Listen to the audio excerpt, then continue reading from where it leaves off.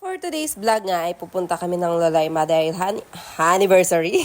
Anniversary ng aking kapatid at ang aking bayaw na si Nolly. Happy anniversary sa inyong dalawa. Stay strong. Magmahalan kayo hanggat gusto nyo. At ayun na nga, nandito na kami sa may Lolaima. Super favorite na nga namin talaga itong place na to dahil sobrang lapit din sa amin at napakasarap ng mga foods nila. Sayang nga lang nung nagpunta dito si Sir Jabin Kapinpin, kung kilala niyo siya, isa siyang sikat na vlogger. Nagpunta siya rin dito kaso hindi namin alam, sana nakapunta kami at nang makita din namin siya. At nung makapagbayad na nga ang aming manager, ay agad na rin kami pumasok dito at ang mga bata. Dahil nga matangkad ditong bata na ito ay kasama na rin siya sa babayaran.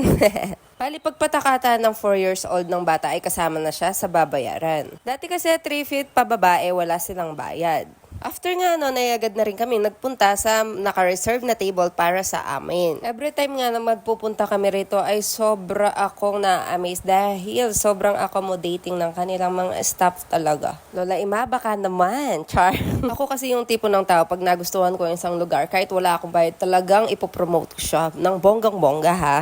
Kaya kung naghahanap kayo ng makakainan na eat all you can ay dito na kayo kay Lolaima at hindi kayo mabibigo. At ayun na nga, sa wakas dumating din itong aming mga tropa pips. Ay, tropa pips talaga. At kami ay gutom na gutom na. So kaya itong dalawa na to ay hindi na nagpatid, agad-agad na rin nagpunta ng buffet. Hindi na nga nila nakayanan ng gutom. Maraming salamat nga pala, Nolly and Jessa, sa inyong pa-dinner na napakasarap. Hanggang dito na lang ang ating vlog at kami ay kakain na. Maraming salamat po sa panonood lagi ng aking mga videos, mga idol. Thank you so much!